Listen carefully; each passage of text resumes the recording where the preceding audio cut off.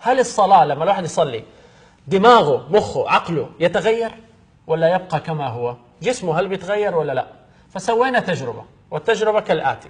So we're going to go over, I'm just going to show you what the scanner room looks like.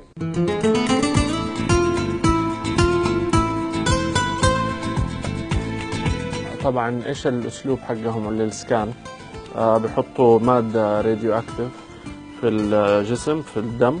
المادة دي هي اللي بتمشي في البلاد سيركيليشن وبعدين تطلع المخ.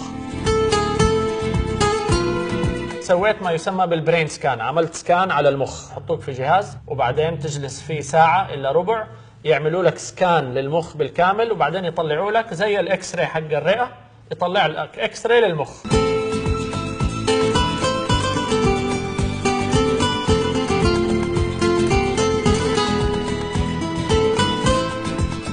وبعدين صليت صلاة غير خاشعة، يعني حرصت أني أصلي بسرعة وأفكر في أي شيء، أفكر في الأكل ولا في خواطر ولا في شيء. يعني الصلاة اللي هي مع الأسف كثير مننا بما فيهم أنا بنصليها بشكل يومي، الصلاة الروتينية الواحد بيصليها وهو مستعجل، تطلق عليها صلاة بدون خشوع. وبعدين حيسووا سكان عشان يشوفوا المخ ويشوفوا الفرق. هل في فرق؟ أول شيء أنه الصلاة اللي بدون خشوع ما غيرت شيء في الدماغ، يعني تشوف دماغي، شوفوا قبل وبعد حتلاقوا ما صار تغيير. دماغي قبل الصلاة دماغي بعد الصلاة هي لم تغير شيء، الصلاة السريعة. لذلك لما دخل الصحابي على المسجد وصلى ثم جاء وسلم على الرسول صلى الله عليه وسلم فرد السلام وقال صلي فإنك لم تصلي، مع أنه صلي فإنك لم تصلي. اللي سويته ده ما سوى شيء في هذا المعنى، هذا الفحوى. It's not doing a whole lot in the brain. It's not activating the brain in a really substantial way. There's no areas that really are kind of turning on a lot or turning off a lot. وبعدين سويت صلاة بخشوع أو بقدر ما أستطيع من الخشوع. وإنها لكبيرة إلا على الخاشعين.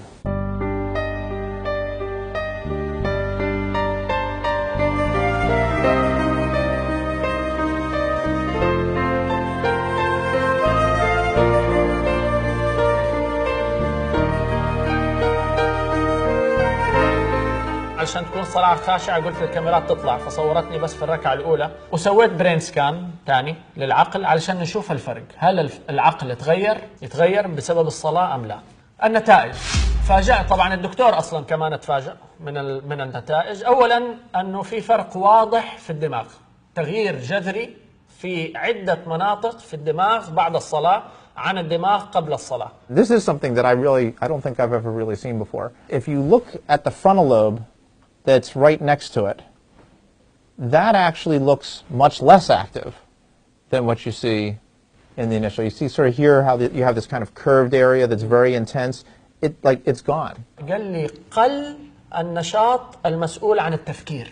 لما يقل التفكير معناها أنت قاعد تستسلم لشيء. They basically surrender themselves to the experience, to the practice, to whatever's happening to them. That they kind of feel that that their own willfulness has given way.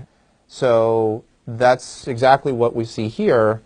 And I guess I haven't had a chance to ask you, I mean, is that what you experience when you have that sort of deeper practice of meditation? Yeah, actually, you know, our religion's name, Islam, Means to surrender. Comes from istislam, which means to surrender. Yeah. So what we do in our prayer is actually trying to totally submit and surrender to God. Well, so مالك يوم الدين هو عبارة عن استسلام لمالك هذا اليوم وهو الله سبحانه وتعالى. إياك نعبد وإياك نستعين، استسلام، يستسلم أثناء الصلاة ويدعو الله سبحانه وتعالى أنه اهدنا الصراط المستقيم، دعوة أنه يا الله بعد ما أخلص صلاتي لما أخرج من الصلاة وأعيد تنشيط هذا الجزء الأساسي من حياة الإنسان وهو التفكر، لما أرجع أفكر في مشاكل حياتي وفي أموري الله سبحانه وتعالى يهدي تفكيري إلى الصراط المستقيم. So the basal ganglia, that's very involved in our reward centers, and also it seems to be involved in the feelings of compassion, but it's part of what gives you that positive feeling. قال لي زاد النشاط في منطقة في الدماغ مسؤولة عن الرحمة والعطف، هذه زاد النشاط فيها. In the name of God, the most compassionate, the most merciful. And then we say all praise to God, the Lord of the worlds.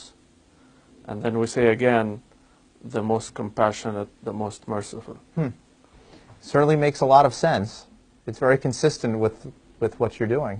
الرحمن الرحيم بتتكرر في كل صلاة في كل ركعة لتجسيد مفهوم الرحمة، وبالتالي هذه الرحمة لو الواحد صلى بخشوع ستتجسد في دماغه، وهذا مؤشر أن الناس الخالية من الرحمة وبيصلي 5 صلوات في اليوم يسأل نفسه صلاتك ماذا فعلت لتنشيط هذا الجزء؟ الظاهر أنها لم تنشطه. You look, and particularly down in here, these areas down here have very little red.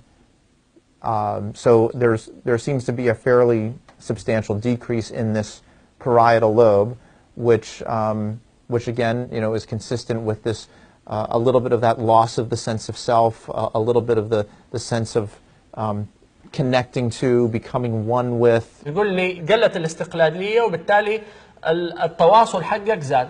احنا كلمة prayer عندنا اللي هي الصلاة معناها الصلة، وبالتالي المفروض صلاتي تزيدني صلة بالله، فإذا زادت صلتي في الله المفروض يقل الجزء فعلا المسؤول عن الاستقلالية وتزيد صلتي بالله سبحانه وتعالى. يا أخي والله كل الأمور تتربط في بعض، هذه هي الصلاة. That makes sense. This is what's happening in the brain here is exactly what Al-Fatiha is.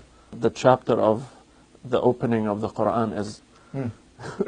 This is weird. عجيب والله.